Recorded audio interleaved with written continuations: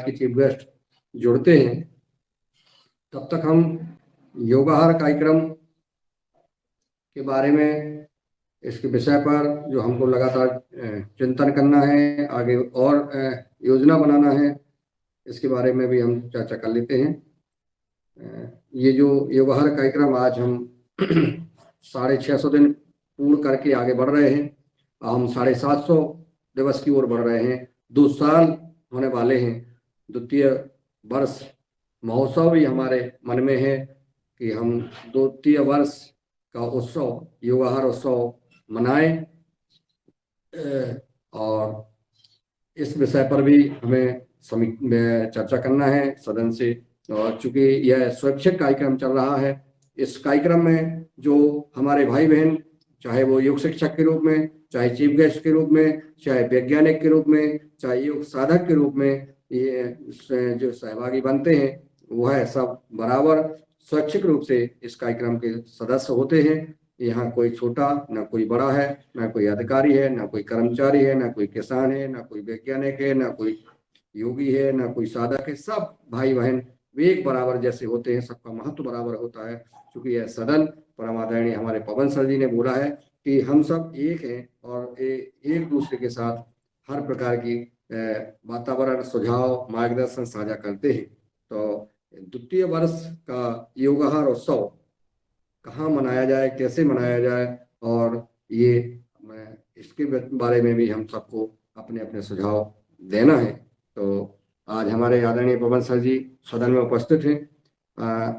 अगर हमारे chief guest जी आते हैं जो, तो उनसे हम सुनेंगे। इसके पहले हम आदरणीय पवन सर जी से चाहेंगे, अभी लगातार पतंजलि योगपीठ और उनके कार्यक्रम भी रहे हैं कई, उनसे चाहेंगे कि वो इस सदन में अपना मार्गदर्शन करें और सदन को दिशा देने का कष्ट करें। फिर हम जब चीफ गेस्ट आ जाएंगे तो उनको सुनाएंगे। आदरणीय पवन सर जी को मैं आमंत्रित करता हूं कि सदन को दिशा, मार्गदर्शन प्रदान करने का कष्ट करें।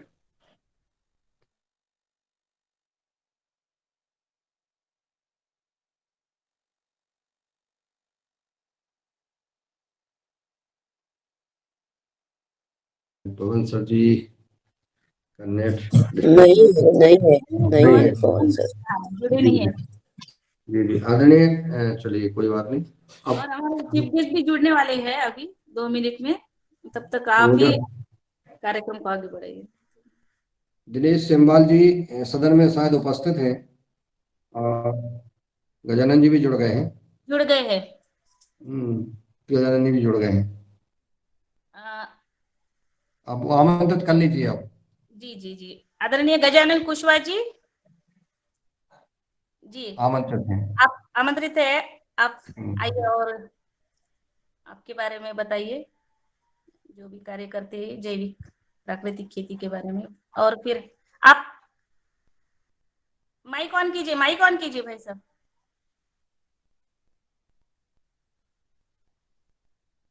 आपकी आवाज नहीं आ रही है।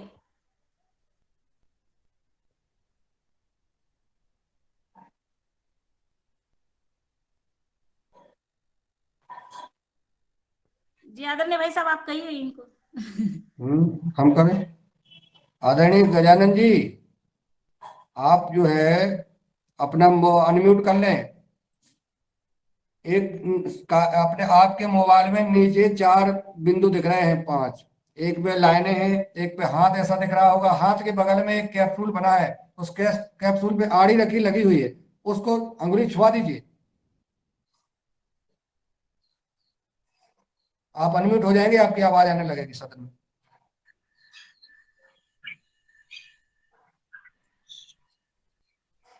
आगे सर। अरे आएगी क्यों नहीं, अब जब आप इतनी करंट वाली अंगुली छुआएंगे तो आ जाएगी। स्वागत है आपका। ठीक। जी नमस्कार गजानन जी। नमस्कार।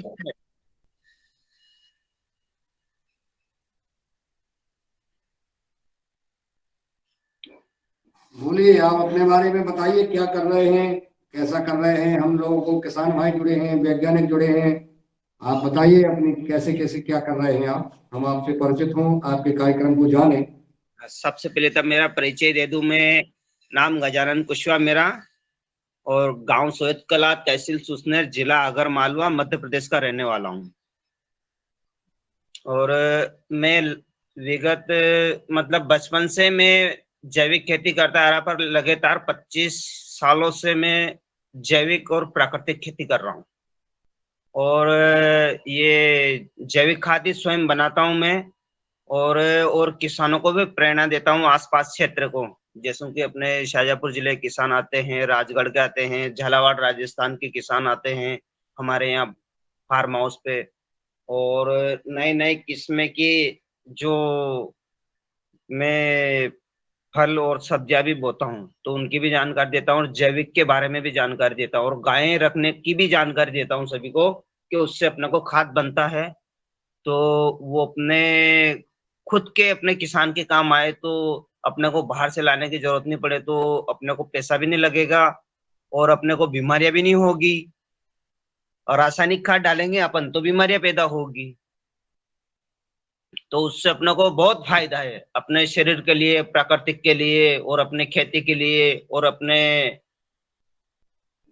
पशु जसु गाय भैंसे के लिए।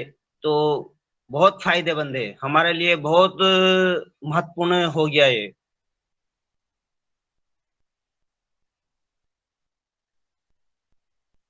और सर, मैं अभी जो सारे किसान आते हैं उनको भी यही जानकारी देता हूँ, रोज ये एग्रीकल्चर के जो स्टूडेंट और ये बालिकाएं आती रहती है हमारे यहाँ क्षेत्र में अपने फार्म हाउस पे, तो उनको भी यही जानकारी देता हूँ जैविक खेती और प्राकृतिक खेती के बारे में।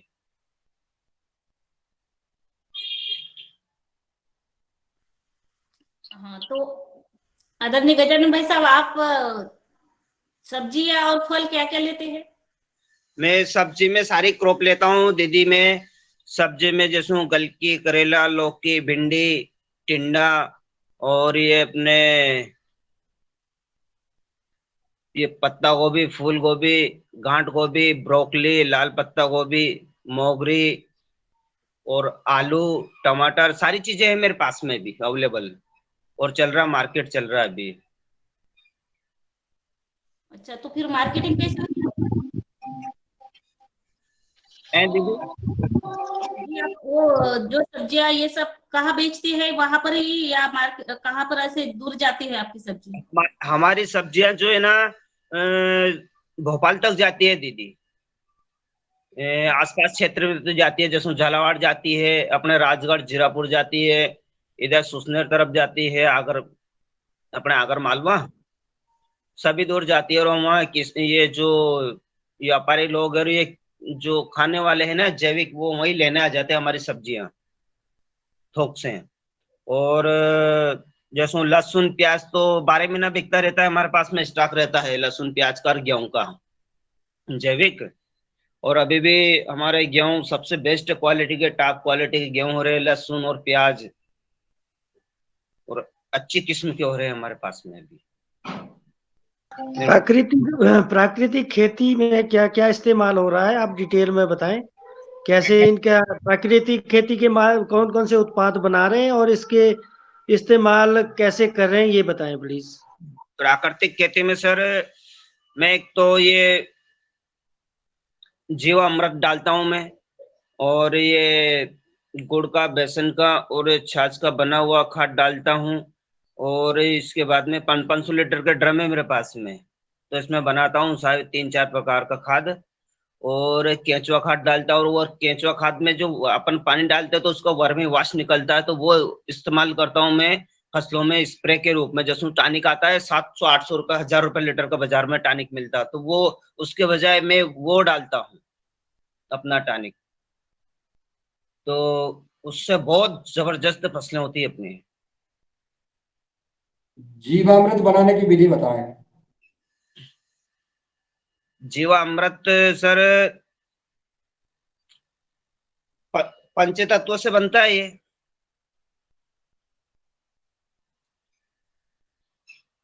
हेलो। कैसे बनाते हैं, क्या क्या डालते हैं उसमें, उसका क्या बनाने की विधि और प्रयोग करने की विधि बताएं। जीवामृत सर में एक तो गाय का ये मूत्र लेता हूँ, और एक शुद्ध मिट्टी जो जैविक केंचुए खाद की वहां की लेता हूँ, और एक तांबा का लोटा लेता हूँ, और थोड़ा बेसन और थोड़ा गुड़ ये डाल के और जीवामृत बनाते हैं हम। कितने पानी में डालते हैं? ये सर मैंने 500 लीटर टैंकी में बना रखा है मैंने हमारे फार्म हाउस पे। अभी मैं तो घर पे हूँ, पर वो वहां होता तो दिखाता मैं आपको सारा वीडियो कॉल पे। 500 लीटर पानी की टंकी में आप जीवामृत बनाते हैं, हाँ, तो और उसमें हाँ 500 लीटर में कितना गोमूत्र डालना पड़ेगा, जैसे हम बनाना चाहें तो? और उसमें कितना, क्या क्या डालना है? सर उसमें करीबन 50 लीटर गोमूत्र डालना पड़ेगा उसमें। 50 लीटर? ये हाँ, 50 लीटर गोमूत्र लिख लिया।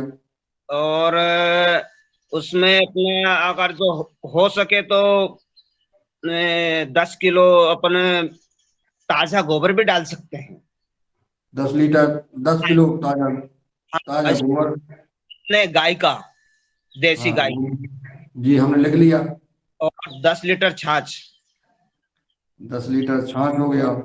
और 5 किलो गुड़, और 5 किलो बेसन। 5 किलो गुड़ लिख लिया। हाँ, 5 किलो बेसन, और इसको है ना 15 पाँच दिन किलो बेसन। दिन इसमें घोल के रख देते हैं। 15 दिन में तैयार हो जाता है। और एक तांबा की लोटी रख दो उसमें अंदर, तो वो अपना का तैयार हो जाता है। बहुत जबरदस्त खाद तैयार होता है वो। अच्छा, 15 दिन। हम्म। और क्या बनाते हैं? एक बीजामृत, जो बीजोपचार करते हैं ना अपन, बीज उपचार, जी। बीज बोते हैं ना अपन, बीज जसु फंगिसाइड लगता है उसमें। ये बहुत सारी फंगिसाइड आता है 2-3 प्रकार का, पर वो अपन डालते हैं उसमें बीज। अगर जो उसमें ट्रीटमेंट करते हैं अपन वो बीजोपचार का, तो वो भी मैं इसी से बनाता हूँ। हमारे किसी किसान भाई का इसमें, जो इन्होंने हमारे आदरणीय गजानन जी ने जो जीवामृत बनाने की विधि बताई है, इसमें हमारे आदरणीय डी शर्मा जी हैं, अन्य हमारे वैज्ञानिक हैं और किसान भाई भी हैं जो बनाते हैं। उनको कोई बात संवाद करना हो इनके संबंध में तो कर सकते हैं। अगर आपको ऐसा लग रहा है कि इसमें कुछ बदलाव नजर आ रहा है तो संवाद कर सकते हैं। अगला। जी। गुड़ और दाल कम, पीठ कम नहीं डाल सकते? 2-2 किलो या 1-1 किलो? नहीं, वो तो अपने जसू के अपना जो टैंक रहता है वो बनाने का, उसके हिसाब से उसका अपन गणित लगा लेते हैं। जैसे कि 500 लीटर में 5 किलो गुड़ और 5 किलो बेसन डलता है, तो जैसे कि 100 लीटर में 1 किलो डलेगा। उस हिसाब से कर लो उसको तैयार।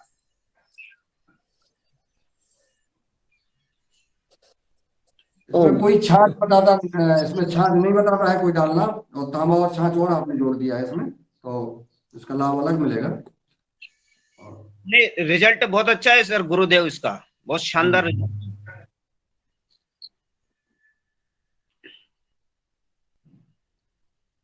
दूसरा आपने क्या बताया?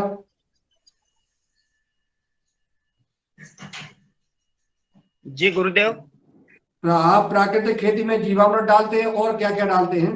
मैं प्राकृतिक एक तो जीवामृत डालता हूँ सर, जी और एक केंचुआ खाद डालता हूँ, एक वर्मी वाष्प स्प्रे करता हूँ, जी जी। और एक जो जिसमें अपने कीड़े मकोड़े इल्ली लगती है तो नीम ऑयल डालता हूँ मैं। वो नीम ऑयल आता है, तो वो अपन जैसे रासायनिक ये दवाएं डालते हैं ना, कीटनाशक दवाएं, तो वो नहीं डालता हूँ मैं, ये नीम ऑयल डालता हूँ सिर्फ। तो नीम ऑयल से पूरा कीटनाशक प्रबंधन हो जाता है? हो जाता है सर, हो जाता है। और कोई तरीका अपनाते हैं कीट प्रबंधन के लिए?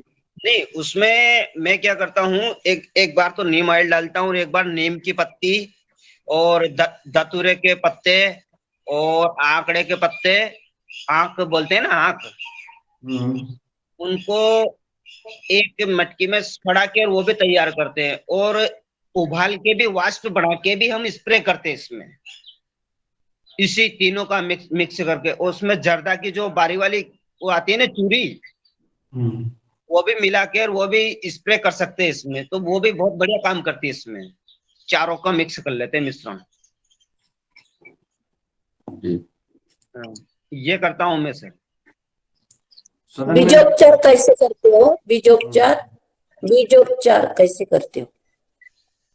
बीजोपचार तो दीदी ये जो मैं ये बनाता हूँ ना, ये अपना जीवामृत, इसी से करते हैं हम तो। यानी क्या करते हो? कैसा बीज उसमें भिगोते हो क्या करते हो? ऐसा बोलो ना। लहसुन का बीज है अपने को, तो लहसुन की कली बिछा कर ये जो जीवामृत रहता है, तो इसको अपन फैला के और जीवामृत डाल देते हैं उसमें और मिक्स कर लेते हैं। तो उससे क्या है कि फंगस नहीं लगेगा अपने को। और ये गेहूं में भी ऐसे ही करता हूँ मैं, और आलू में भी ऐसे ही करता हूँ, सभी चीजों में।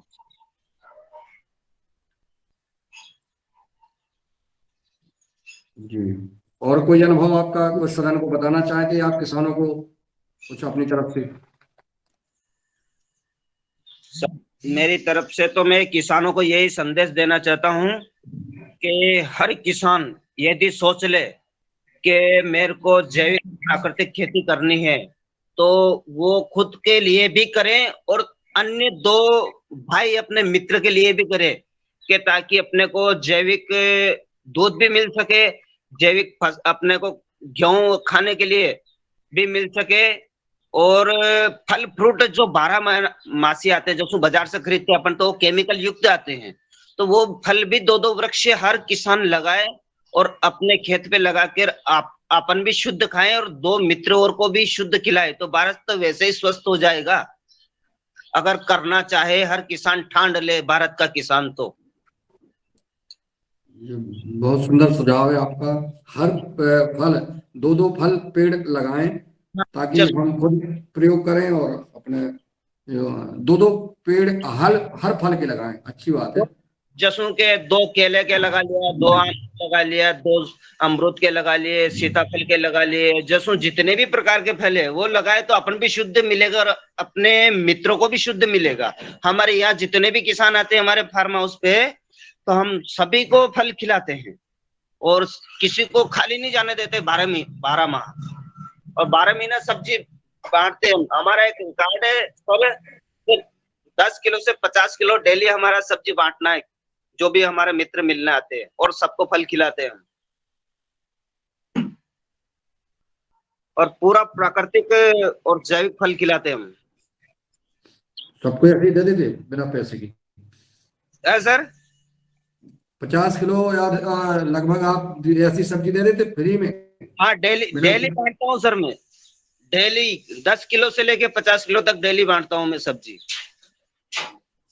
हमारा उत्पादन ही इतने होता है। अभी मैंने जो गौशाला है अपनी सुसनेर, वहाँ 1 कुंटल 20 नहीं सॉरी 120 कुंटल गोभी भेजी हमने गायों के लिए, 3 ट्रैक्टर भर के हमारे खेत पे से। बहुत सुंदर काम किया ये आपने, जो गौशाला में गोभी गायों को दी है। ये आपका पुण्य का काम हुआ है, ये गाय करना भी, चाहिए। गौशाला भी बहुत खुश हो रहे हैं सर वो, कि हमारे क्षेत्र में ऐसे किसान भी है जो कि 100-100 कुंटल गोभी गायों को दे रहे हैं, खिला वो रहे बड़ी वाली गौशाला भेजी होगी आपने? हैं। सर वो वहाँ जो सुसनेर के पास है, सालरिया की नहीं भेजी है, सुसनेर के पास है आसाराम बापू की जो गौशाला है, वो ले जाते हैं वहां, वहीं ले आते हैं अपने खेत पे फार्म हाउस पे, और हम यहाँ से काट के भर देते हैं। अच्छा, वो सरकारी गौशाला नहीं, वहां नहीं भेजी आपने? हाँ, वहां नहीं भेजी। वहां वहां बोला था, पर वो उनको टाइम ही नहीं है सर, क्या करें हम। तो मैंने, जिनको टाइम है, गाय तो कोई भी खाएगी बेचारी। सही है। हम्म। तो गोभी गोभी आपके पास ज्यादा उत्पादन हो रहा है? अरे बहुत टनों से उत्पादन हुआ सर। रेट गोभी का मिल नहीं रहा है। चक्कर यही गोभी पड़ा, माल ज्यादा, मतलब 2 बीघे गोभी बोई थी मैंने, पर बहुत हुई सर, वो तो बहुत जबरदस्त उत्पादन हुआ उसका तो। कितने एकड़ जमीन है आपके पास? मेरे पास तो सर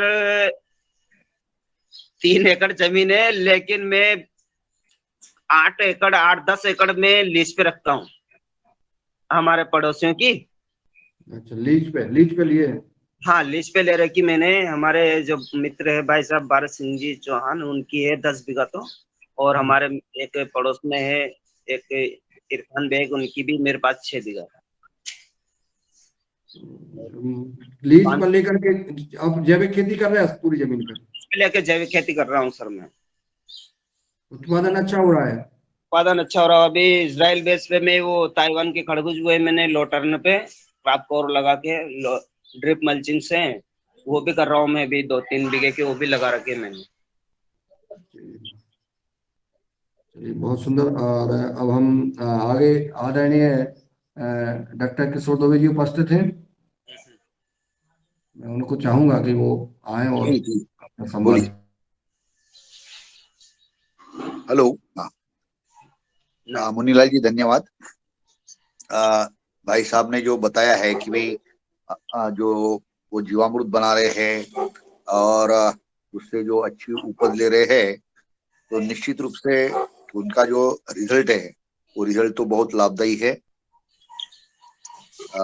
और उसके बारे में जो भी उनका मतलब जो फार्मूला होगा उससे संबंधित अगर कुछ लिटरेचर है वो भेज देते हैं, या कौन से फसलों के बारे में उन्होंने उपयोग किया है या और भी किसानों ने किया है, तो निश्चित रूप से बाकी किसानों को जानकारी देने के लिए वो सुविधाजनक होगा। बस इतना ही मैं अभी कह रहा हूँ। बाकी चीज मैं हम जो मुख्य व्यक्ति अतिथि है उनके वक्तव्य के बाद में बोलूंगा। धन्यवाद। आदरणीय हमारे डीडी शर्मा जी का कोई संवाद रह गया है या करना चाहते हैं? क्योंकि मुझे लगता है कि गजानन जी से संवाद किया जाए।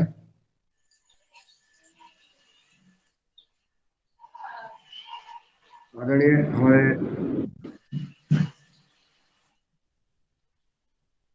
आवाज नहीं पहुंच रही है डीडी शर्मा जी तक। सदन में कोई और अपना सवाल कर सकता है आदरणीय हमारे कुशवाहा जी से, अगर कोई करना चाहता है। कुशवाहा जी नमस्कार, मैं बने सिंह आर्य बोल रहा हूँ जी। हाँ, बने सिंह जी करें। मेरा सुझाव ये है कि आपको प्राकृतिक खेती की ओर प्रेरित किस लोगों ने किया और क्या मन में आपको सुझाव आया, और ऐसे प्राकृतिक खेती करने से लाभ है? आज दुनिया में सब लोग जहर का उपयोग कर रहे हैं।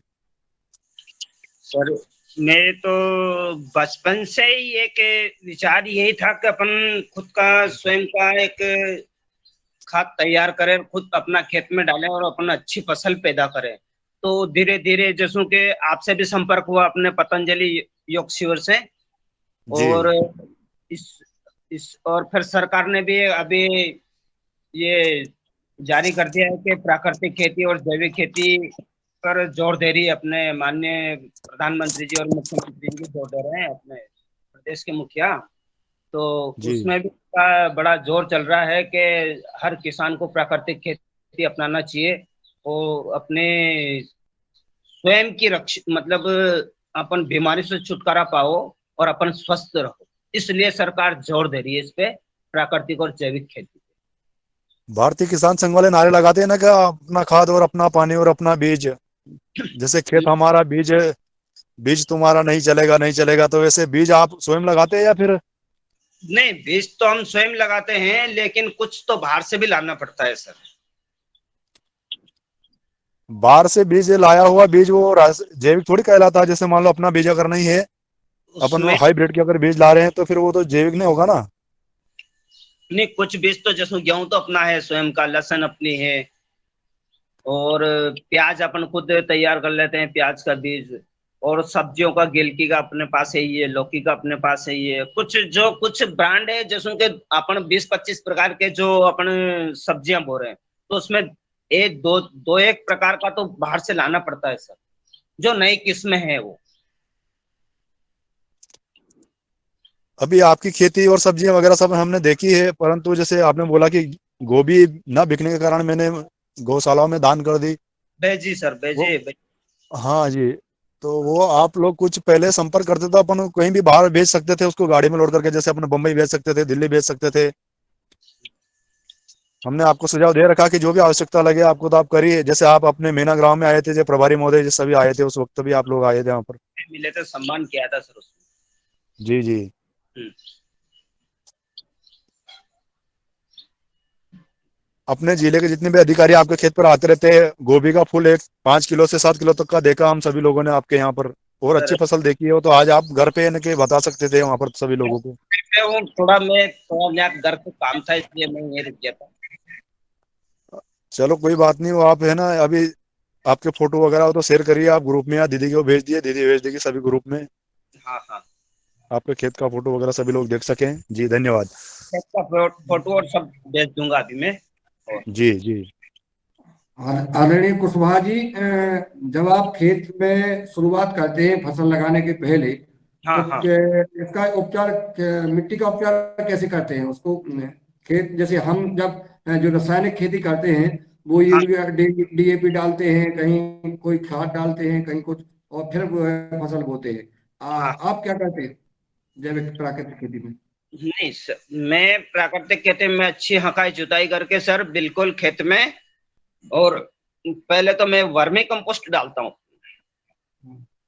मैं खुद के, मेरे पास इकाई है, पक्की इकाई है केचुए खाद की, और उसमें करीबन 25 कुंटल से एक 4 लाइनें उसमें अपने केचुए खाद की उसमें इकाई में, तो 100 कुंटल का समथिंग खाद मेरे पास रहता है केचुआ खाद का। तो अपने आसपास के मित्र किसान लोग भी ले जाते हैं, और मैं खुद भी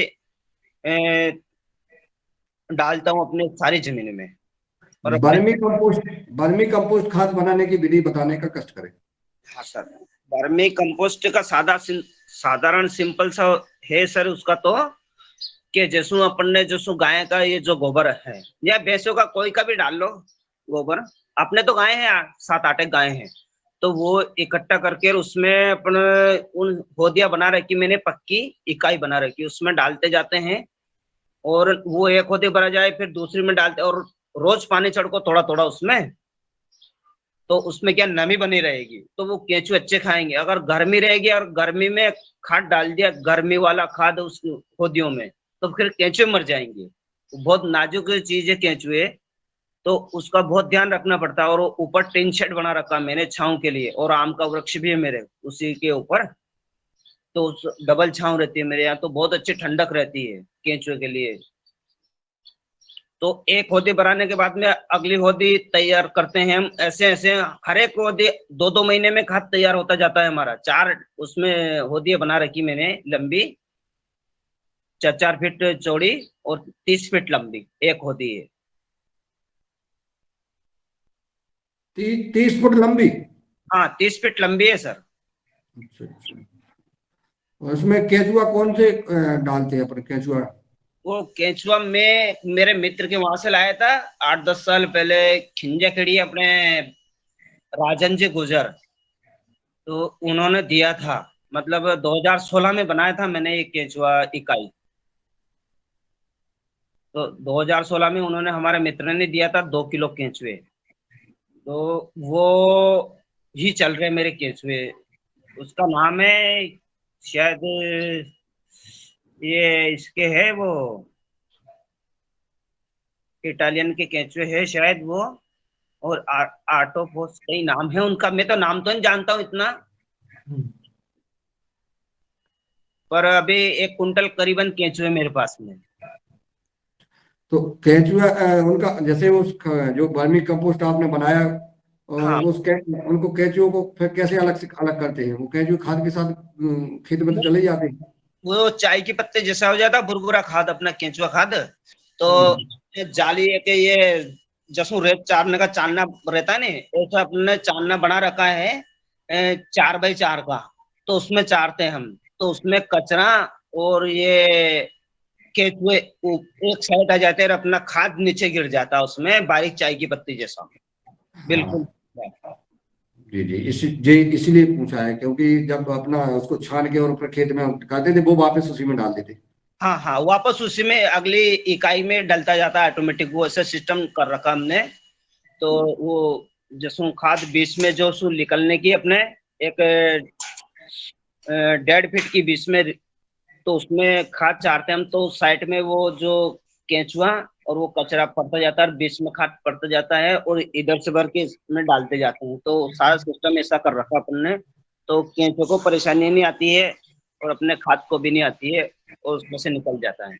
आपके बगल बगल में जो पड़ोसी किसान हैं, हाँ या आपको देख करके अन्य किसानों ने यह तरीका अपनाया है क्या? आपने हाँ बताया भी होगा। हाँ। जो हमारे मोहल्ला है, और हम सभी किसानों को बताते हैं, और जो भी किसान लेने आता है सिर्फ 1 किलो केंचुआ हम फ्री में देते हैं किसानों को, हमारी तरफ से, कि आप भी ये उत्पादन करो, कि केंचुआ खाद बनाओ और अपने खेत में डालो। सबको जानकारी देता रहता हूँ मैं, और सभी कम से कम यहाँ अपने क्षेत्र में 50-60 किसान करने लग गए हैं जैविक खेती। बहुत बढ़िया। 50 किसान? हमने 50 किसान को तो लगा दिया जैविक खेती करना सर। बहुत सुंदर, बहुत बढ़िया। तो उनके साथ बैठते हैं, चर्चाएं होती है, कभी मिलना जुलना वो सर सारे आपस में? किसान आ जाते हैं हमारे यहाँ, और फिर जानकारी लेते हैं कि कुशवाहा जी क्या करें, इसमें क्या कैसा क्या करें, फिर उनको सारी जानकारी देता हूँ मैं, और वो उसी प्रकार से करते हैं फिर, कि ऐसा करना, इसमें ऐसा करना, मैंने इतना पानी छिड़कना रोज, और छांव रखनी है, और ये केंचुआ खाद बनने के बाद चाय की पत्ती जैसा हो जाता है, भुरभुरा बिल्कुल दानेदार, फिर उसको छान के फिर अपने खेत में डालो, और नमी में डालना कभी भी। उनको ये भी कहता हूँ कि गर्मी में कभी भी खाद नहीं डालना, जैसे को तेज धूप गिर रही तो उसमें क्या होता है, सर जी के उसमें अपने के जो केंचुए के जो अंडे रहते हैं, जीवाणु रहता है उनका, वो मर जाता है। तो उसमें अपन वो खाद डालेंगे तो उससे अपने खेत में केंचुए भी पैदा होंगे, लाखों केंचुए पैदा होते हैं। और जो अपने खेत में केंचुए कैसे पैदा हो जाते हैं? सर उसमें लाखों अंडे रहते हैं केंचुआ खाद में, हम्म। और जो अपना जो अवशेष रहता है ना फसलों का, उसको खाते हैं वो केंचुए बरसात में। मेरे यहाँ बरसात में लाखों केंचुए रहते हैं मेरे खेत में। जी। तो ये एक कुछ है जो अपना कीट प्रबंधन के लिए लाइट ट्रैप वगैरह है। फेरामेन ट्रैप मंगाता हूँ सर मैं, फेरामेन ट्रैप लग रहे हैं मेरे यहाँ, तो वो फल मक्खी छटक के लिए फेरामेन ट्रैप है, और लिप ये माइनर वो एक आता है, एक क्या नाम उसका, अरे ये पट्टी आती है एक प्लास्टिक की, उसमें टाइप के लगा हुआ है। चिपचिपी हाँ चिपचिपी पट्टी। हाँ, वो लगाता हूँ, तो उसमें एक हरी और एक पीली आती है, तो उसमें क्या, हाँ, जो मच्छर रहता है ना, वो बारीक वाले लिप माइनर जिसको अपने को दिखते नहीं, वो उसमें चिपक जाते हैं। यही मैं कह रहा था ना, वो अभी आपने सिर्फ नीम ऑयल की बात कही थी ना, तो इन ये तरीके और भी ये जरूरी है ना, ये लाइट ट्रैप वगैरह। ये सारी चीजें मेरे फार्म हाउस पे सर ये। और अभी फिर 50 ये फेरामेन ट्रैप मंगाए मैंने अपने खरबूज और कद्दू के लिए, 1 बीघा कद्दू लगाए मैंने, बेलें चल गई है, और वो खरबूज लगाए मैंने तो उसके भी बेलें चल गई है। ड्रिप सिस्टम से, टपक सिंचाई योजना से लगाए मैंने। चलिए, बहुत सुंदर, आपने अपना मार्गदर्शन दिया और आप अच्छा काम कर रहे हैं। मैं भुवनेश्वर राय जी को आमंत्रित करता हूँ कि आए और वह हमारे आदरणीय कुशवाहा जी से संवाद करें और अपना मार्गदर्शन भी प्रदान करें।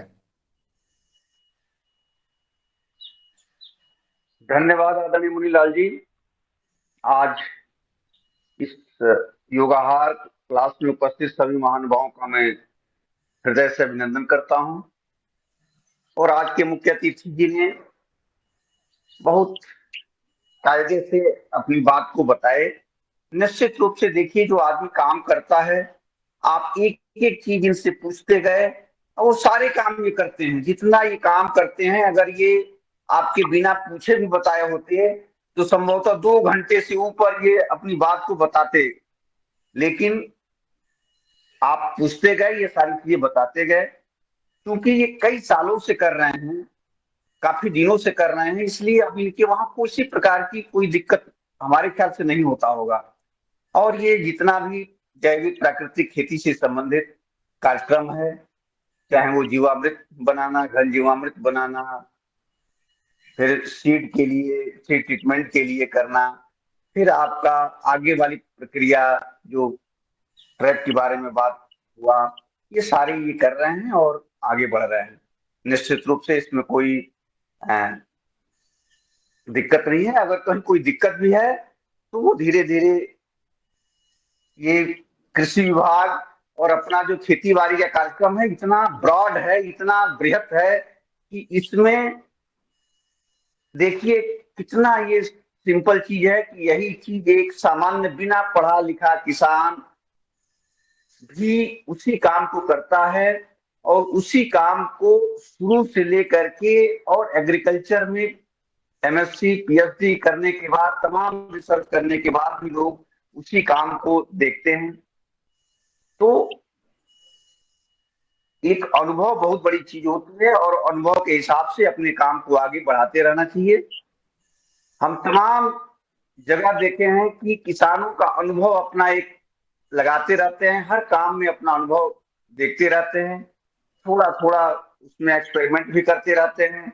कोई भी ऐसी नई चीज तकनीकी आती है उसको कहीं किनारे पर वो चेक कर लेते हैं, क्योंकि उनके अंदर एक तरह से ये समझिए कि ये रिस्क लेने की क्षमता बहुत ज्यादा होता है। अगर कोई कुछ कहे कि नहीं इससे ये फायदा होगा, वो बिना संकोच किए कहेंगे कि चलिए मैं थोड़ा सा इसको अपने खेत में किनारे पर इसको चेक कर लेता हूँ। अगर उसको उनको लगेगा कि नहीं ये ठीक है तो फिर आगे बढ़ाएंगे, अगर लगेगा कि नहीं ठीक नहीं है तो वो फिर उसको छोड़ देते हैं। तो हमारे किसान भाई जैसा कि आप देखते हैं कि जितने मुख्य अतिथि है, जितने भी एक्सपर्ट आए, सबका अलग अलग से लेकर के अपना अपना तरीका है और इसी तरीके में खेती करना है। मुख्य बात यही है कि जो भी कृषि से संबंधित आपके जैविक प्राकृतिक खेती से संबंधित प्रक्रियाएं हैं उसको आप करें और करते हुए आगे बढ़ें। निश्चित रूप से ये बड़े धन्यवाद की पात्र है कि देखिए लीड पर लेकर के खेती करते हुए ये आगे बढ़ रहे हैं और खेती भी कर रहे हैं। जैसा कि उन्होंने बताया कि फूल गोभी बिक्री नहीं हो पाया, अभी इतना सब सस्ता होने के बाद भी हमारे देश में ये खाने वालों की कमी नहीं है कि नहीं खाने पीने वालों सामान की इतनी महंगी है कि मतलब लोग खा नहीं पा रहे हैं। तो ये भी चीजें हैं। ऐसे लोग जो कभी बेरोजगारी की बात पर और महंगाई की बात पर चर्चा करें, उनको ये बताने की जरूरत है कि आपको क्या चीज महंगा इस समय मिल रहा है। अगर आप अपना खाना पीना खा रहे हैं तो उसमें मार्केट में जा रहे हैं तो कौन सी ऐसी चीज है जो महंगा मिल रहा है, और अगर महंगा मिल रहा है तो क्या चाहते हैं कि जो किसान हमारे पैदा कर रहे हैं उनका सामान सस्ता मिले। अब इस समय कोई पूछने वाला नहीं है कि गोभी, मैं घर पे गया था, संजोग से मेरा क्षेत्र गोभी के मामले में बड़ा अच्छा क्षेत्र है, और जब मैं मार्केट में गया तो 10 रुपए के 2 किलो मिल रहा था और मुझे लेना भी था और मैं लिया भी। किसान उससे बात किया कि तो कै रुपया किलो मिल जा रहा है, तो बताए कि 2 से 3 रुपया किलो हम लोग को मिल जा रहा है और हम लोग ला करके फिर बेच रहे हैं उसी में। अब आप सोच सकते हैं कि इतने में किसान ने पैदा किया, फिर वो व्यवसायी जो इसको खरीद रहे हैं फिर बेच रहे हैं, तो उनको कितना लाभ मिलेगा। इसके बाद भी लोगों को अभी लग रहा है कि नहीं ये बहुत ज्यादा महंगा है। जितने भी विरोधी हमारे सरकार की विरोधी पार्टियां हैं वो भी जब कहीं चर्चा होती है तो उसमें यही बात करते हैं कि नहीं बहुत महंगाई है, खाने पीने की चीजें बहुत महंगाई है। उनको लगता है कि नहीं सरसों का तेल जो है हम 10 रुपया लीटर दे दें, 50 रुपया लीटर दे दें। उनको नहीं पता कि सरसों एक किसान के खेत में पैदा होता है। सरसों का पैदावार होने के लिए एक सीमा है कि 1 एकड़ में कितना पैदावार होगा। उस सरसों से जो तेल निकलता है उसकी भी एक सीमा है कि वो कितना तेल निकलेगा। तो ये सारी चीजें उसके ऊपर निर्भर करता है कि कौन कितना पैदावार हो रहा है और किस हिसाब से जा रहा है। फूल गोभी क्योंकि ज्यादा पैदावार हो गया इस समय तो सस्ता जा रहा है।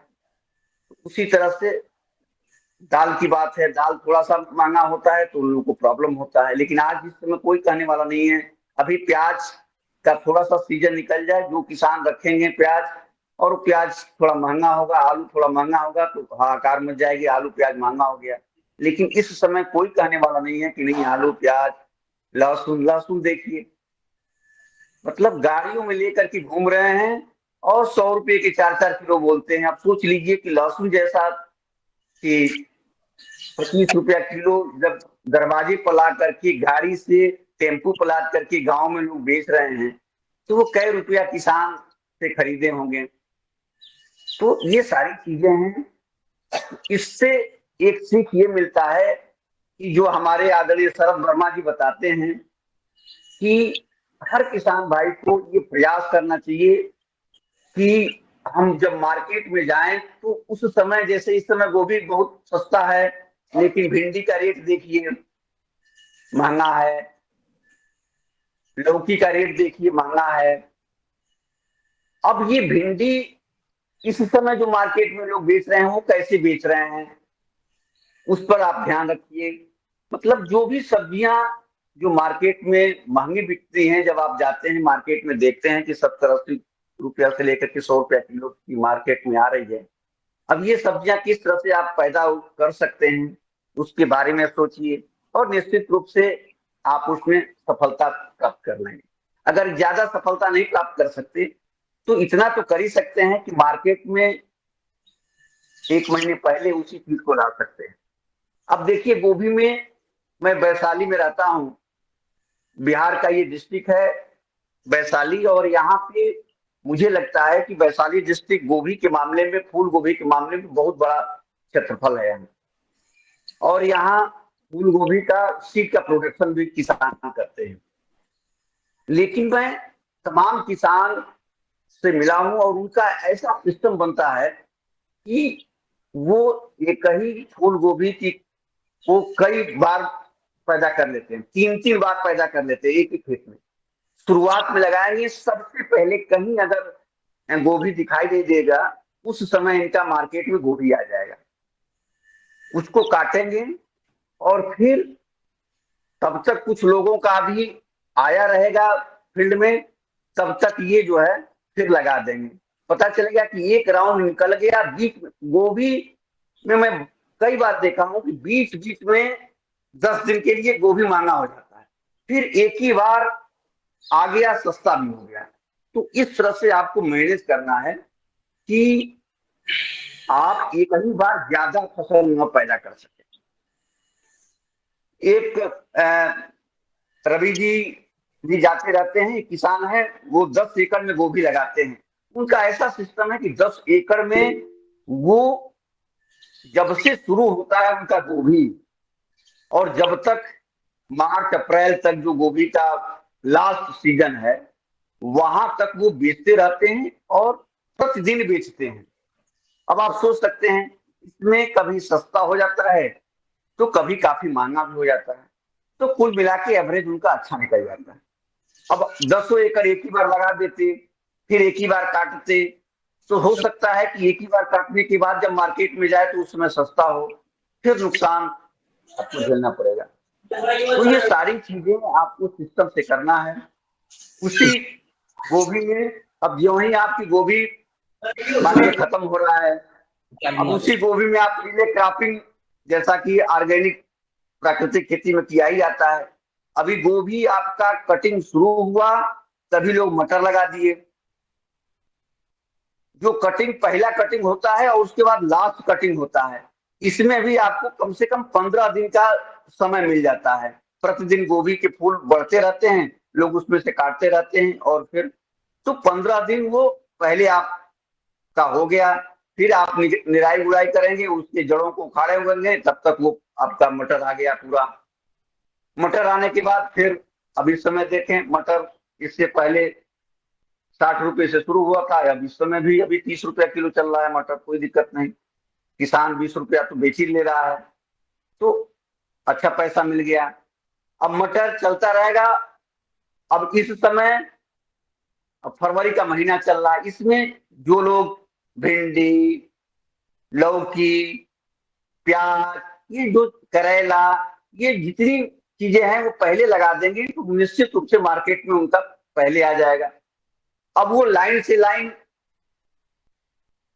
जैसे मटर है, मटर की लाइनें हैं, उससे एक लाइन उखाड़ लीजिए, उस लाइन में पहले ही आप लगा लीजिए। अभी मटर आपका खड़ा है, तोड़ा जा रहा है, एक तोड़ाई किसी लाइन की हुई, एक तोड़ाई करके उसको पहले उखाड़ लीजिए, उसमें लौकी का बीज लगा दीजिए।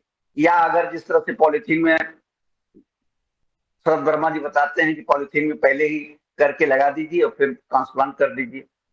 तो ऐसे करके आप अगर प्रयासरत हैं, प्रयास कर रहे हैं और आप वास्तव में कर रहे हैं, तो अनुभव होते रहते हैं और वो आगे बढ़ जाएगा। हम लोग आपके इटारसी में गए थे, वहां से लौकी का बीज लाए और वो लौकी का बीज लाए अपने घर पे उसी समय लगा दिए। और उसी समय लगाने के बाद अब आप सोच सकते हैं कि थोड़ा जर्मिनेशन हुआ, उसके बाद कंप्लीटली जाड़े का सीजन आया। जैसा कि आप जानते हैं कि कुछ पौधे ऐसे होते हैं जो जाड़े के सीजन में अपना वेजिटेटिव ग्रोथ बिल्कुल जीरो कर देते हैं, उनकी बढ़वार नहीं होती है। जो जाड़े की फसल नहीं है उसकी ग्रोथ जाड़े में नहीं होती है, लेकिन फिर भी उसको जो है पॉलीथीन से, अब चूंकि किचन गार्डन में ही है तो पॉलीथीन से उसको कवर कर दिया गया और बड़ा अच्छा तरह से वो चलता रहा। अभी कुछ दिन पहले मैं गया था, देखा फर्स्ट क्लास का है। अब वो निश्चित रूप से बस जो ही अब गर्मी का सीजन शुरू हो रहा है निकल जाएगा और फ्रूटिंग शुरू हो जाएगी, फिर आपका एकदम समय से मिलना शुरू हो जाएगा। तो ऐसे ऐसे प्रक्रिया आप करके और लाभ कमा सकते हैं।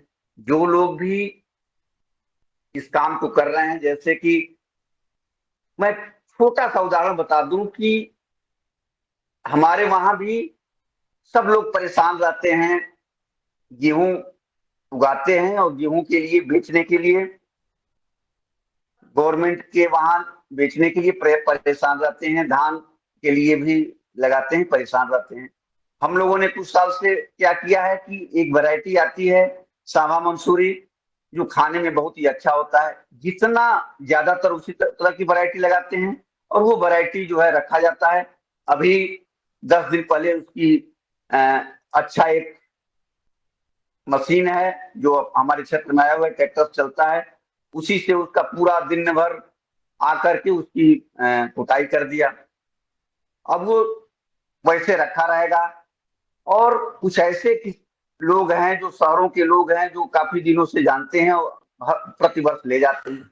अब वो पहले से फोन करते हैं कि नहीं हमको चावल चाहिए।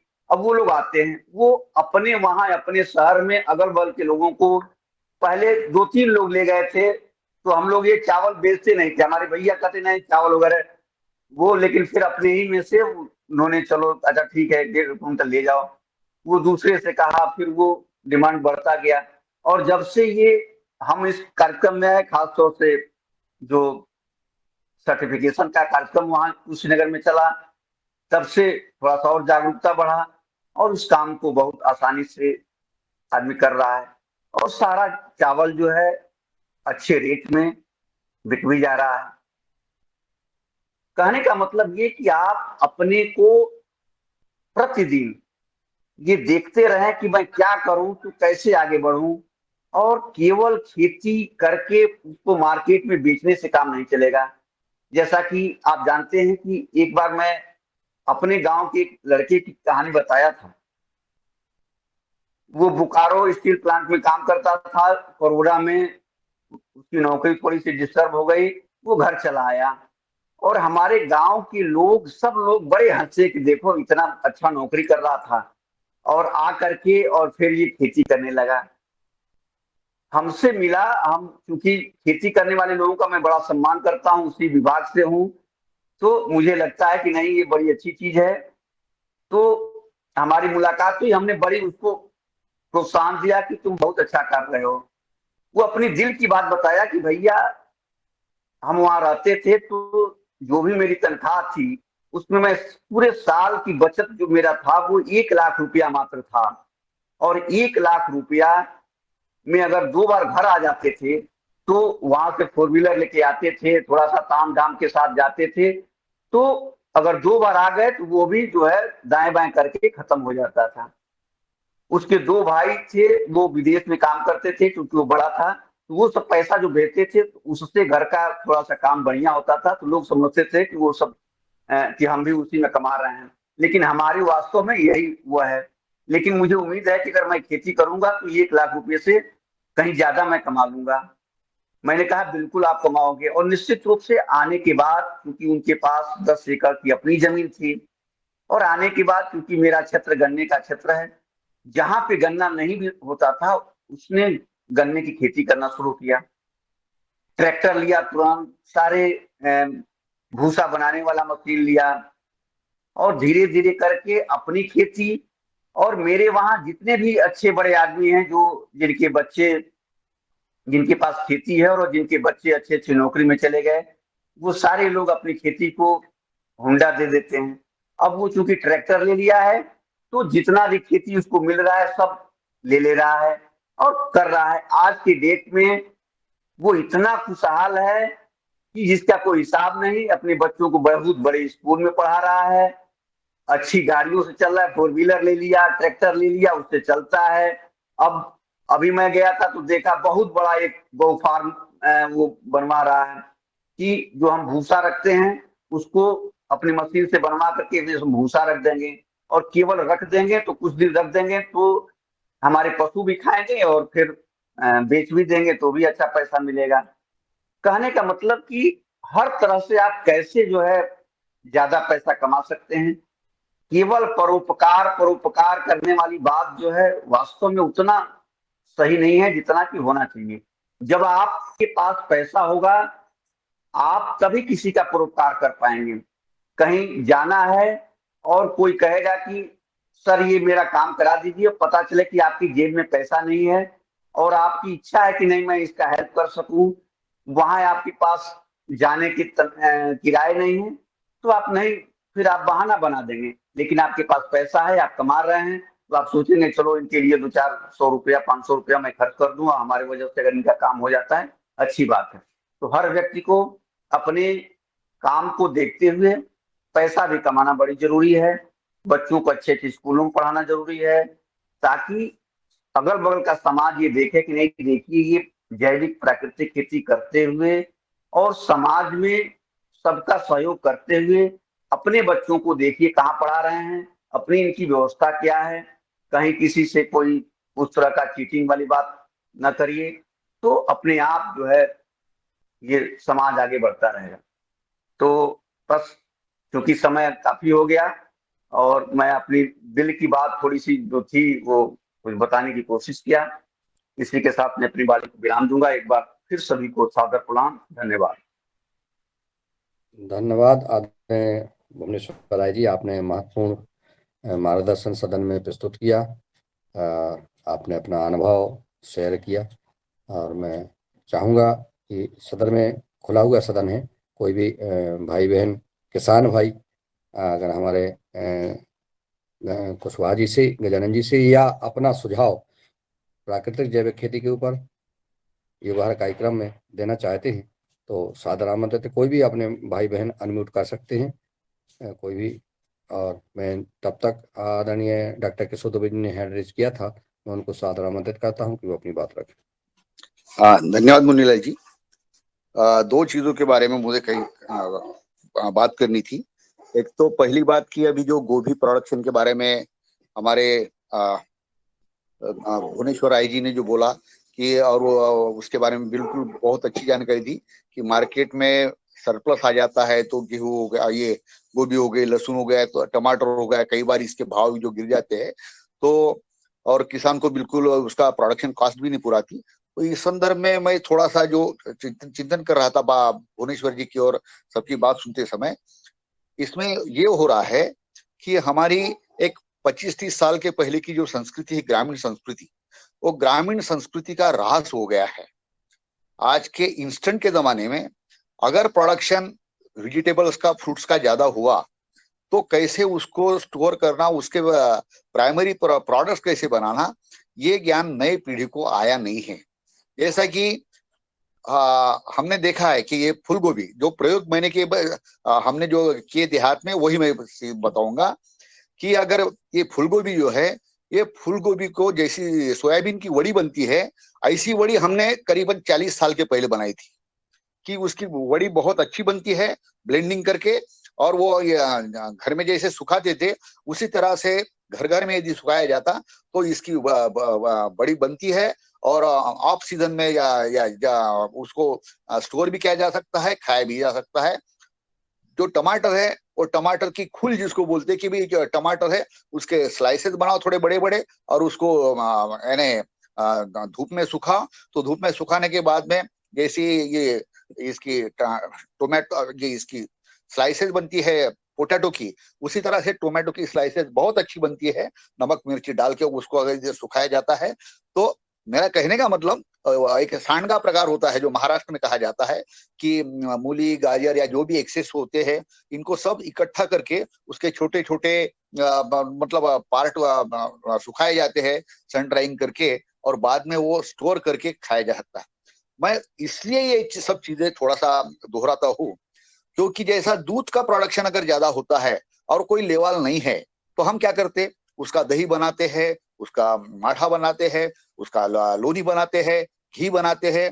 तो जब एक्सेस होता है तो उसके बाय प्रोडक्ट्स या जो प्रोसेसिंग प्राइमरी प्रोसेसिंग प्रोडक्ट्स जैसे दूध के बनाते हैं वैसे ही वेजिटेबल्स के बनाने का तकनीक हमारे इधर था। 25-30 साल के पहले तक वो हर देहात में बनाया जाता था। लेकिन इंस्टेंट की जो हमको सबको एक आदत लग गई है जो हम जैविक खेती में भी देखते हैं कि भाई इंस्टेंट अगर यानी कृषि स्टोर में हमको अगर सभी खाद मिल रहा दवा मिल रही तो बनाएंगे क्यों। यह जो आदत जो बिगड़ गई है यही आदत ये फ्रूट और वेजिटेबल के जो प्राइमरी प्रोसेसिंग है इस बारे में भी बिगड़ गई है। आजकल की ये नई पीढ़ी को तो ये पता ही नहीं है कि इस तरह के छोटे छोटे प्रोसेसेस किए जा सकते हैं और जब एक्सेस यदि होता है तो उसको बचाया जा सकता है, उसका कम से कम कुछ ना कुछ तो भी पैसा। क्योंकि आज के ये नई पीढ़ी को जो यानी कंज्यूमर्स को भी ये सब जो प्राइमरी प्रोसेसेस होती है कि जैसी फूल गोभी की वड़ी पता ही नहीं है क्योंकि उसको बनाने वाला मार्केट करने वाला आया ही नहीं है। तो इस तरह से तो नए स्टार्टअप हो सकते हैं, करने वाला चाहिए इस तरह के नए स्टार्टअप जो है कि ये फूल गोभी की वड़ी आ सकती है मार्केट में, जैसा कि टमाटर बोला टमाटर के स्लाइसेस आ सकते हैं मार्केट में, सांडगे आ सकते हैं, कई सारे मैंने 2-3 चीजें बोली ऐसे ढेर सारी चीजें जो है जो बनती थी और वो मार्केट में स्टार्टअप के रूप में आ सकती है और कंज्यूमर्स तक वो पहुंचाई जा सकती है। तो इस बारे में भी थोड़ा मतलब जो उसके शॉर्ट डे ट्रेनिंग्स है आदि वो ऑर्गेनाइज करने की और विलेज लेवल पे ये काम करने की एक जरूरत है, ऐसा मैं महसूस करता हूँ। एक बात, दूसरी बात ऐसी है कि कल मैं गया था क्योंकि इसीलिए कल मेरे नेटवर्क में थोड़ा प्रॉब्लम था कहीं वो क्योंकि बस से मैं अमरावती डिवीजन में गया था जहाँ पे 4 जिले के ऑर्गेनिक ग्रोअर्स, ऑरेंज ग्रोअर्स और बाकी भी जो ग्रोअर्स थे मौसम्बी और ये सब करने के, तो 4 जिलों की वहां पे मीटिंग थी और 4 जिलों की जो मीटिंग थी बहुत अच्छी मीटिंग थी क्योंकि उसमें किसानों को भी जोड़ा गया था, एफपीओ को भी जोड़ा गया था, जो परचेसर है ट्रेडर्स है उनको भी जोड़ा गया था, फाइनेंसिंग इंस्टीट्यूशन है उसके भी प्रतिनिधि थे और गवर्नमेंट के भी प्रतिनिधि थे। बहुत अच्छे से ऑर्गेनाइज की हुई करीबन 100-125 लोगों की वो मीटिंग थी। इसमें सभी जो सबके प्रतिनिधि थे। वहां से जो जानकारी जो मिली है बहुत अच्छी जानकारी है। तो उसमें एक ही जानकारी का मैं सिर्फ उल्लेख आज करूंगा कि वहां पे एक किसानों जो हमारा हमेशा का प्रॉब्लम रहता है कि भाई चीजों को हम कैसे बेचेंगे और बेचेंगे दूर जगह पे या देश में विदेश में कहीं पे भी तो हमारा पेमेंट आएगा कि नहीं, रिस्क होंगे, रिस्क कैसे लेंगे दूसरे जगह पे जाने का आदि। तो इस बारे में एक ऑर्गेनाइजेशन है जो बड़े पैमाने में काम करती है, वो किसानों को और ट्रेडर्स को सबको बड़े पैमाने में मदद करने वाली ऑर्गेनाइजेशन है कि जो उसकी जिसको अपन बोलते कि ये रिस्क है किसानों के लिए और कंज्यूमर्स के लिए, इसकी रिस्क वो खुद लेती है कि प्रोडक्शन से लेकर तो कंज्यूमर तक वो कहाँ पे किस वाहन से या ट्रांसपोर्ट से वो चीजें जा रही है, कैसी जा रही है, इसका ट्रैकिंग भी करवाती है और दोनों से वो एग्रीमेंट भी करवाती है और एग्रीमेंट करवाने के बाद में वो एपीएमसी का जो पार्ट होता है उसको भी वो इन्वॉल्व करती है, और कंज्यूमर स्टोर है उनको भी इन्वॉल्व करती है। और यदि भुगतान नहीं किया गया तो वो खुद भुगतान करवाती है, और फिर आगे की जो प्रोसेस है वो ट्रेडर्स आदि के जरिए वो खुद करवाती है। तो एक महत्वपूर्ण जानकारी जो हम सबके लिए है वो हमको मिली है। उसका जो प्रतिनिधि है उससे मैं बात करूंगा, और अगर साझा हुई तो उनको एक चीफ गेस्ट के जरिए बुलाने की मैं कोशिश करूंगा। इतना ही मैं करता आज बोलता हूँ, और मेरी बात को विराम करता हूँ, क्योंकि हमको पवन जी और बाकी की भी बातें सुनना है। धन्यवाद। धन्यवाद आदरणीय डॉक्टर साहब, आपने जो बात कही है, और वही बात आ रही थी कि गोभी का या हमारे किसान के उत्पादन का क्या कोई प्रोडक्ट बनाया जा सकता है, ताकि हम जो है 1 रुपया और 2 रुपया किलो इतनी लागत लगा करके और किसान को ना बेचना पड़े। हमारे ओमकार नाथ जी ने हैंड रेज किया है, मैं उनको आमंत्रित करता हूँ, वो अपनी बात रखें। जी नमस्कार। मेरा मेरा यहाँ पे सुझाव था कि जब एक्स्ट्रा गोभी पैदा हो जाता है तो फिर उस गोभी को उसको सुखा दिया जाए और उसको फिर वो बाद में यूज किया जाए, तो उसको फिर हम सुखा के पैकेटिंग करके भी मतलब किया जा सकता है। और दूसरा चीज कि जब ये ऑर्गेनिक करते हैं तो फिर एक अपने शहर में एक ऑर्गेनिक स्टॉल होना चाहिए, ताकि उसके माध्यम से बहुत सारा चीज निकल जाएगा। ऑर्गेनिक स्टॉल रहेगा तो फिर बहुत सारे कस्टमर, शहर के जो कस्टमर होते हैं वहां पर पहुंचेंगे। तो ये दो चीज मतलब किया जा सकता है, मेरा ऐसा मतलब ये है। और एक दूसरा था मेरा दुबे सर से, आदरणीय दुबे सर से कि जानकारी चाहिए था कि पहले बताए थे पिछले क्लास में कि ऐसा कोई ऑर्गेनिक चेकिंग का जो मशीन निकला, इंस्टेंट चेकिंग जो हो जाता है, तो थोड़ा उसके बारे में थोड़ा सा दुबे सर से रिक्वेस्ट है कि उसके बारे में थोड़ा अपडेट करें, क्या उसके बारे में होगा आगे। जी धन्यवाद जी। सर, अभी मशीन के बारे में तो मैंने कई जगह पे लिखा है और कई वैज्ञानिकों से मेरी बात चल रही है। ऐसी मशीन अभी तक कोई बनी नहीं है। वो बनवाने के लिए भी हम एक दो जगह पे प्रयत्नरत है। और यानी जिसको हैंडी मशीन बोलेंगे, कि कंज्यूमर्स को या किसानों को आसानी से अवेलेबल होंगी, इस तरह की मशीन अभी तक बनी नहीं है, उसके प्रयास चालू है। एक जी दूसरी जी चीज जी कि गोभी के बारे में, गोभी को सुखा के उसको यदि फ्राई किया जाए तो वो खाने में बहुत कम लोग उसको लाइक करेंगे। लेकिन जैसे हम मूंग बड़ी, क्योंकि बड़े पैमाने में हमने बनाई थी और हम देहात में हमने कई बार हमने एक्सपेरिमेंट भी किया था और उनको भी दिया था, इसलिए मैं उसको ज्यादा बोल रहा हूँ। जैसी मूंग की बड़ी बनती है वैसी गोभी को मूंग के दाल के साथ में ब्लेंडिंग करके बहुत अच्छी बड़ी बनती है सर। मैं तो बोलता कि एक बार खाएगा तो वो तो बोलेगा कि सर इसको हमको स्पेशल डिश करके, बड़े बड़े होटल वाले भी उसको मांगेंगे, इतना अच्छा वो बनता है मूंग दाल के साथ में ब्लेंडिंग करके फूल गोभी की वड़ी।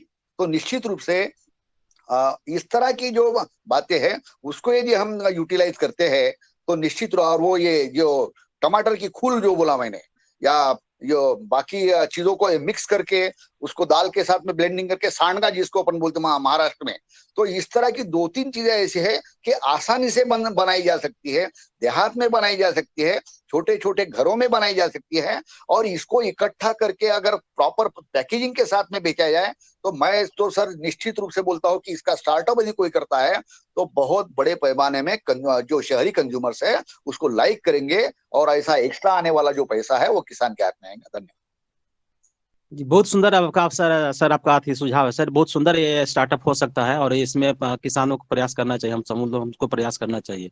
मतलब कि एक हम ऐड कर दिए थे कि अगर नहीं हो पाता है तो फिर उसको सुखा दिया जाए, और सुखाने के बाद जब सीजन जब अथी होता ऑफ हो जाता है तो उस समय इसका भी इस्तेमाल सब्जी के रूप में किया जा सकता है।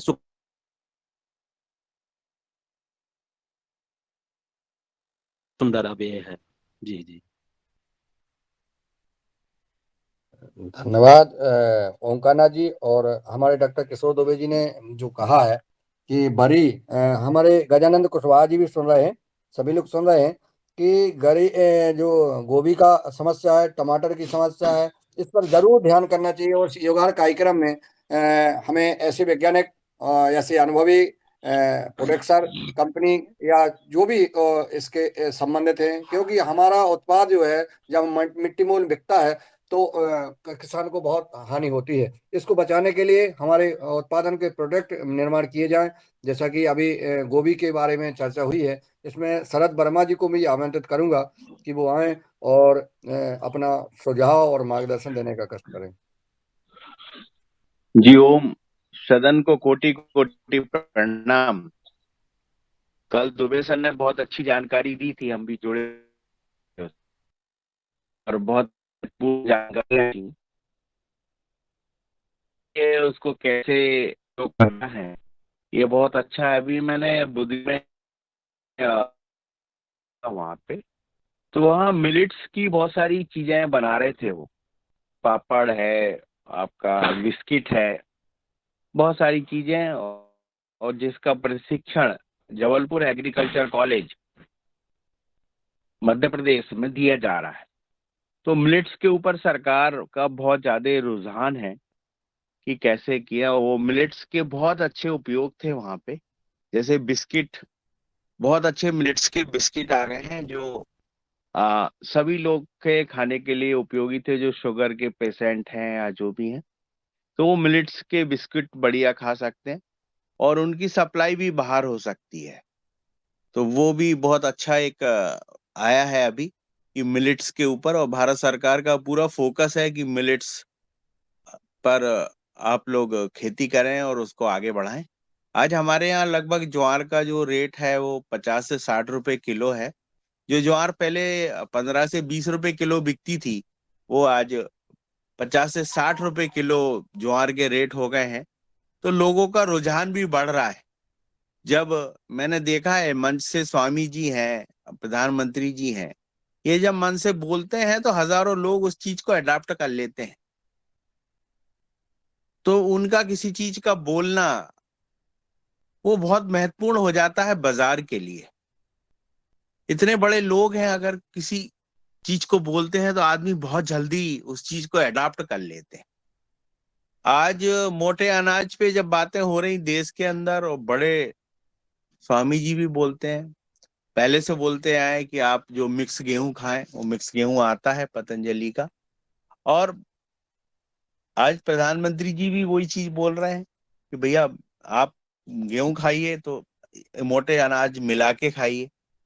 तो इससे क्या हो रहा है कि जो चीजें परिवर्तन आ रहा है और स्वास्थ्य भी सुधर रहा है, और जो चीजें रखी हुई थी उनका भी यूज हो रहा है, और जो पुरानी चीजें जा रही थी, आदमी छोड़ रहे थे, आज रागी है, कुटकी है, कोदो है, सबकी कीमत होने लगी। तो ये सारी चीजें हैं। और इसको सबसे पहले अगर किसी ने, मेरे ख्याल भारतवर्ष में अगर जगह दी थी तो वो पतंजलि ने दी थी कि कैसे इन चीजों का वो किया जाए। और आज उसी चीज को भारत सरकार ने अडॉप्ट किया। और हमारे योगाहार कार्यक्रम में बहुत अच्छा जो इटारसी में प्रोग्राम हुआ था, तो सारे सभी लोगों ने मोटे अनाज लेके आए थे। तो हम लोग कहाँ जा रहे हैं, हमारी दिशा कितनी अच्छी है, इस बात का। हम लोग अभी बुधनी में गए थे, तो वहां में उन्होंने चीफ गेस्ट बनाया था, तो हम लोगों ने वहां जाके देखा। तो हमें लगा कि भैया ये चीज तो हम पहले से ही जानते हैं, हमारे कार्यक्रम में पहले से ही सब कुछ हो रहा है। वो बहुत खुश हुए थे। हमने अपने कार्यक्रम की चर्चा भी की थी। बस मैं इतना ही कहना चाहता हूँ। जियो। धन्यवाद शरद भैया, आपने तो पहले ही कह दिया था कि हमको सब्जियां कैसे लगाना है। एक साथ सारे किसान जब जो सब्जियां लगा लेते हैं उसका रेट बिल्कुल डाउन हो जाता है, जो आज हम सब उससे गुजर रहे हैं।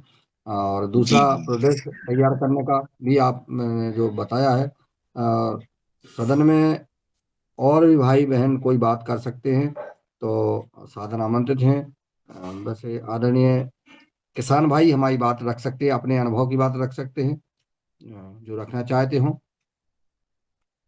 अब मैं दिनेश जी सेमवाल जी को आमंत्रित करता हूं कि वो आए और अपने मधुर और सरल जो है भाषा में अपने हम सबको संबोधित करने का कष्ट करें, क्योंकि आपको सुन लेते हैं तो मन प्रसन्न हो जाता है। अभी पहाड़ों से उतरे नहीं ऐसा उतर आए जी हैं। आदरणीय आदरणीय धन्यवाद। हाँ, आ गया बहुत ही सुंदर। आज तो योग में एक पूरा ही परिवार ने हमें योग सिखाया और उसके बाद हमारी आज के मुख्य अतिथि जी, सुंदर आप खेती कर रहे हैं और जिस तरह से आपने बताया कि आप कीट प्रबंधन से लेकर के और फसल प्रबंधन से लेकर किस तरह से कार्य कर रहे हैं, उसमें आदरणीय दुबे सर ने और पुण्य सर राज सर ने और अपने आदरणीय शरद वर्मा जी ने सुंदर पुट रखा कि अगर हमें उत्पादन अधिक हो रहा है, मार्केट में नहीं पहुंच रहा है, तो एक विकल्प के रूप में से हम सुखा भी सकते हैं सब्जियों को। और ये जो ड्राई वेजिटेबल है इसका भी बाजार में काफ़ी इसकी भी संभावना रहती है बिकने की। और जो ऑफ सीजन में हम इसका भी प्रयोग कर सकते हैं और ऑफ सीजन में तो बाजार गाँव में भी तैयार हो सकता है इसका। क्योंकि मुझे याद है कि पहले सब्जियाँ उतनी ज़्यादा नहीं होती थी, तो जो माताएँ हैं, मेरी दादी हैं, वो सब्जियों को जैसे इस सीज़न की सब्जी को ड्राई कर लेती थी, धूप में सुखा कर के उसकी बड़ी बना कर के, जैसे कि आदरणीय दुबे सर ने भी कहा, और उसको आगे के लिए रख लेते थे। लेकिन अब ये है कि उत्पादन भरपूर हो रहा है, उस उत्पादन को खासकर सब्जियों को, कद्दू, कुम्हड़ा और दूसरी उत्पादन को हम ड्राई कर सकते हैं और जब समय आए तो उसे मार्केट में उतार सकते हैं। हाँ, यहाँ पे मुझे केवल यही जोड़ना है कि हम सीधे सन ड्रायर करें, उससे अच्छा हम जो सोलर जो हमारे कुछ यंत्र होते हैं, अगर वो उपलब्ध हो जाएँ, तो उसमें हमारे जो सुखाए गए सब्जियों की क्वालिटी भी अच्छी रहती है, गुणवत्ता अच्छी रहती है और वो उसपे फंगस वगैरह भी नहीं आते हैं। देखा गया है कि बहुत बार बड़ियों पर और दूसरी सुखाई गई सब्जियों पर जो कवक लग जाते हैं, तो वो सड़ जाते हैं। लेकिन अगर हम सन ड्रायर करें तो उनकी क्वालिटी भी बनी रहेगी और सन ड्रायर जो सोलर यंत्रों के द्वारा जो सोलर छतरी होती है या सोलर प्लेट्स होते हैं, उसके माध्यम से एक दिन ये भी प्रयास करेंगे कि कोई जो लोग इस तरह का कार्य कर रहे हैं, वो आएँ और हमें कुछ बताएँ या हम में से कुछ लोग कार्य कर रहे होंगे, तो वो हमें बताएँगे।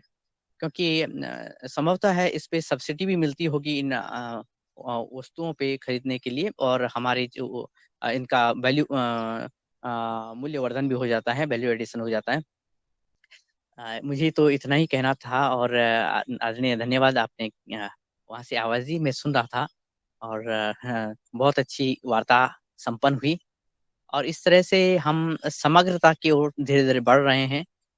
और आप तो आज के हमारी मुख्य अतिथि जी का जो योग शिक्षक और शिक्षिका साथ में रहे, आप सभी का बहुत-बहुत धन्यवाद। प्रणाम। ओम। धन्यवाद। आप पहाड़ से नीचे आए और हम सबको संबोधन किया और आपने योग शुरू से योग की बात भी आपने कही, योग भी किया और ये सब हम सब जो है कहीं ना कहीं सुबह से ही जुड़ जाते हैं। और मैं चाहूँगा कि अब जो 2 वर्षीय द्वितीय वर्ष हम की ओर बढ़ रहे हैं और उसमें भी आपका मार्गदर्शन चाहेंगे कि हमें योगाहार उत्सव अवश्य मनाना है। जो 2 वर्षीय महोत्सव, उसके लिए आपका प्रस्ताव शायद है और विचार चल रहा है। इस पर जो है भी चर्चाएं अब आज चूंकि आदरणीय पवन सर जी नहीं है और जिस दिन होंगे उस दिन चर्चा होगी। लेकिन अपना अपना सुझाव जरूर मन में जो भी सदन की हो वो अवश्य प्रस्ताव जो है रखें, सुझाव रखें। अब मैं आज का समय लगभग अपनी समय सीमा हो गई है। अगर किसी का कोई सवाल हो या कोई सुझाव हो तो अभी भी 2-4 मिनट के लिए रख सकते हैं। इसके पहले मैं आदरणीय प्रदीप राज वर्मा जी उपस्थित हैं, उनको चाहूंगा कि उनका मार्गदर्शन सदन को प्राप्त हो। इसके बाद हम आभार करेंगे। अगर आवाज पहुंच रही होगी वर्मा जी तक, शायद नहीं पहुंच रही है, चलिए कोई बात नहीं। अब मैं रंजना जी को आमंत्रित करता हूं कि वो आए और आज के योगाहार कार्यक्रम में सबका आभार ज्ञापित कर आज का समापन करें। जी रंजना किंकर जी।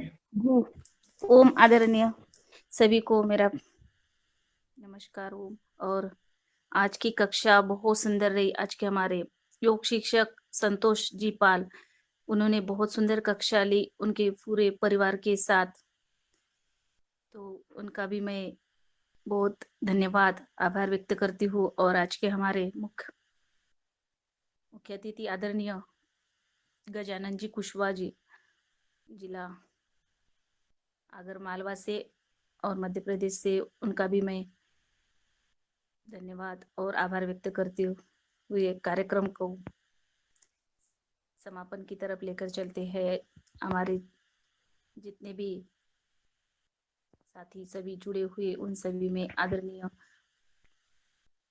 श्री मुनीलाल भैया जी, अजीत कुमार सिन्हा जी, भगवान दास कुशवाहा जी, आदरणीय भुवनेश्वर राय जी, आदरणीय बनी सिंह जी, आदरणीय डॉक्टर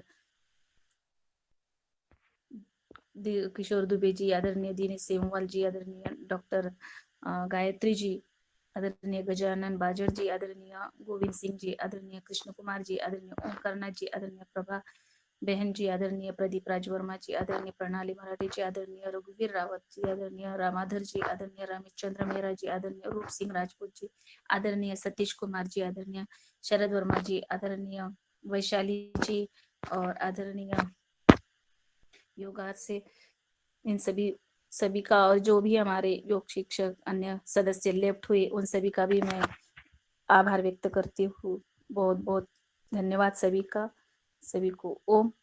और आदरणीय भगवान दास भैया जी, आप अभी सर्दी, बुखार और खांसी, इस पर थोड़ा मार्गदर्शन देंगे तो बढ़िया होगा। भगवान दास कुशवाहा जी अगर जुड़े हों तो सिर दर्द जी की दवाई बताने का कष्ट करें। सिर दर्द जी जिसको लंबे समय से हो रहा हो, लेकिन जी सिर दर्द ठीक ही नहीं हो रहा हो, ऐसे कोई उपाय है तो अवश्य बताएं। जी जी आदरणीय सदन को मेरा ओम वंदन अभिनंदन। आज का कार्यक्रम बहुत अच्छा रहा और जो सोलर ड्रायर के बारे में बात हुई तो वो होना चाहिए, उसकी कैपेसिटी अच्छी होती है सुखाने की, जो सब्जियां अपनी कम रेट में जाती हैं। सोलर ड्रायर देखा है हमने सागर में, ज्यादा उसमें नहीं बनता, 2000 में बन जाता है। और जो सवाल है अभी कि जो सिर दर्द हो रहा, तो कितने समय से हो रहा, एक तरफ हो रहा है या पूरा सिर दर्द होता है, इसके बारे में थोड़ा बताएंगे किसको दिक्कत है। 10-15 साल से हो रहा है। पूरा सिर दर्द होता है या कि आधा होता है? आज पहले पूरा होता था, अब आधा होता है। आधा होता है। तो आधे सर दर्द के लिए एक घरेलू नुस्खा है हमारा। काली मिर्च होती ना, तो 3-4 काली मिर्च को पीस के उसको थोड़ा पानी उसमें डालें, 2-4 बूंद, और जिस तरफ का सिर दर्द होता है उसकी दूसरे तरफ की आंख में 1 बूंद टपका दें, तो एक बार में ही ठीक हो जाता है। ये घरेलू नुस्खा हुआ। और दूसरा अपना पतंजलि का मेधावटी 2-2 गोली ले लें भोजन के बाद, और बादाम पाक 1-1 चम्मच दूध के साथ लें, और बादाम रोगन नाक में डालें, और अनुलोम विलोम 15-15 मिनट कम से कम दोनों टाइम, और आधा घंटा कर सकें तो 1 महीने में आपका सिर दर्द ठीक हो जाएगा। और बहुत सटीक दवा है, इससे हमने लोगों के ब्रेन के ऑपरेशन तक बचा दिए। मेधावटी और बादाम पाक, बादाम तेल, बादाम रोगन के नाम से आता है, उसको एक चम्मच दूध में डाल के पी लें और नाक में भी डाल लें और अनुलोम विलोम कर लें। अगर ऐसा करेंगे तो हम सिर दर्द से छुटकारा पा पाएंगे। और इसी के साथ मेरा सभी को ओम आदरणीय भाई साहब, और जी एक बात कब कब कोल्ड कब होता है, कब ज्यादा, कब के लिए? जी। कब के लिए बहन जी, अपना स्वसारी काढ़ा आता है, तो हम जो चाय पीते हैं ना उसी के साथ डाल लें, उसको पीते रहें तो कफ नहीं होगा। और ज्यादा हो गया है तो अपना स्वसारी गोल्ड सूखता है, सूखता है मेरा, सूखता है, वो सारी डाल के लिया ना तो तो सूखता है जी कब। सूखता है तो उसके लिए बहन जी लक्ष्मी विलास रस और संजीवनी बटी भोजन के बाद 1-1 गोली दोनों टाइम ले, तो उससे धीरे धीरे आपका सूखना कफ ठीक हो जाएगा। और सर्दी भी ठीक हो जाएगी। लक्ष्मी विलास रस और ओह संजीवनी बट्टी दोनों की एक गोली भोजन के बाद ले लें दोनों टाइम। ओह ओह ओह धन्यवाद। ये ये जो आपने आंख में डालने के लिए मिर्ची का काली मिर्ची का पानी बताया ना, जी, ये तो वो कहते हैं आंख फूट जाएगी, हम नहीं डालेंगे। तेज लगेगा एक बार में, लेकिन एक बार में ठीक हो जाते हैं आधा चीज की। नहीं तो फूट होता है आंख तो नहीं फूट जाएगी। नहीं नहीं ये स्वामी जी का बताया हुआ नुस्खा है मेरा कुछ नहीं है इसमें। इसमें काली मिर्ची पीस करके खूब, और उसको छानना है पानी को। हाँ, तो उसका पानी निकाल के थोड़ा कपड़े में रख के उसे एक बूंद टपका दे। 1 बूंद 2 बूंद टपका दें कितनी। जी वैसे 2 या खान में टपका दें, अगर ठीक हो जाए तो ठीक है। नहीं, भगवान दास कुशवाहा जी से मेरा सुझाव है कि पतंजलि का च्यवनप्राश भी पिला सकते हैं अपन। सिर दर्द होता है उसके दूसरे अपोजिट पार्ट में। आदरणीय, पतंजलि का च्यवनप्राश खिला सकते हैं किसी को सर में दर्द है, किसी को कफ है। जी हाँ खिला सकते हैं, कोई दिक्कत नहीं। कप के लिए तो ज्योतिषमती तेल और वो और नशे कर ले तो पूरा कप निकल जाएगा। प्रणाली बहन जी, तो बहन जी का कप सूख रहा तो उसमें थोड़ा लंबा चलेगा लक्ष्मी विलास रस और संजीवनी बट्टी। हाँ ये ठीक है। और रंजना जी आप भी पूछ लें अपना। जी मेरा तो रह गया है, सबने पूछ लिया। अरे अभी अरे कोई जा नहीं रहा है, कोई जा थोड़ी रहा है, अभी आपका रह गया है, आपका सवाल पूरा हो जाएगा तभी समापन होगा। आप क्या चिंता कर रहे हैं? जी बता। हाँ मैं मेरे लिए नहीं कह रही हूँ कि अभी है मौसम थोड़ा चेंज हो गया है, अभी धूप बढ़ रही है, सुबह सुबह ठंडी पड़ रही है, इसकी वजह से ज्यादातर हम बुखार और सर्दी खांसी ये ज्यादातर हो रहा है, तो सभी अस्पताल में जा रहे हैं। तो इसके लिए मैं पूछने वाली थी आपको आदरणीय भगवान दास भैया जी, आजू बाजू में लोग ज्यादा बीमार पड़ रहे हैं, बुखार आ रहा है, सर्दी खांसी हो रही है, इसके लिए बताइए। जी इनको खाली पेट गिलोय घनबट्टी 2-2 गोली सुबह शाम, और भोजन के बाद ज्वर नाशक बट्टी 2-2 गोली। तो आपको अस्पताल नहीं जाना पड़ेगा, ना बुखार लगेगा ना सर्दी लगेगी। गिलोय बट्टी और कौन? गिलोय बट्टी खाली पेट 2-2 गोली, और ज्वर नाशक बट्टी खाना के बाद 2-2 गोली। ज्वर नाशक बट्टी खाना के बाद 2-2 गोली। अच्छा ठीक है। और गिलोय बट्टी खाली पेट ये लेते हैं तो हम स्वस्थ रहेंगे। जी जी बहुत बहुत धन्यवाद। और जिनको जिनको जिनको ठीक हो जाए वो योगान कार्यक्रम में आए और बताएं कि हमें आराम हुआ है कि नहीं। हाँ इसका हाँ जरूर करें। हाँ ऐसा तो पहले सबसे पहले आंख वाला पेशेंट आ जाए, जो जिनको सर दर्द हो ना, वो पेशेंट पहले आ जाए।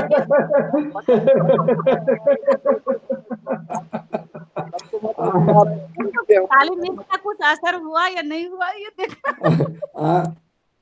और मटर खाएं आप लोग, देखिए हमारे इधर मटर टूट रहा, ये तोड़ाई चल रही मटर की। आराम दे मटर खावे। वाह देखिए सुबह से लग जाते हैं टूटने। जी 6-6:30 बजे से लग जाते हैं। वाह।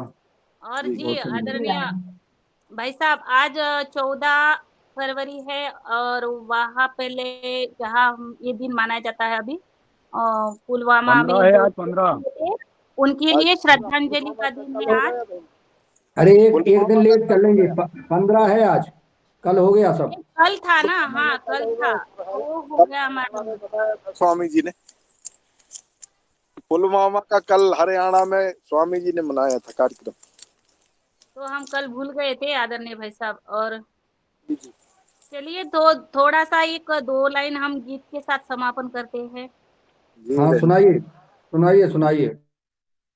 ज्यादा नहीं सुनाऊंगी, बहुत बड़ा है वो, थोड़ा सा 1-2 लाइन के साथ ही सुनाऊंगी। चलिए।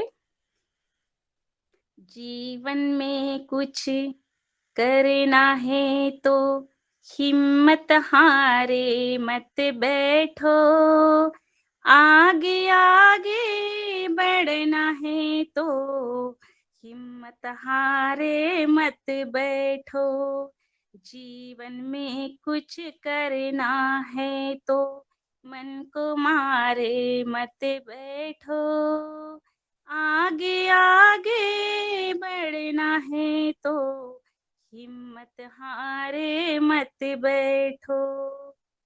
चलने वाला मंजिल पाता, चलने वाला मंजिल पाता, बैठा पीछे रहता, ठहरा पानी सड़ने लगता, बहता निर्मल होता। आगे आगे पाव मिले तो चलने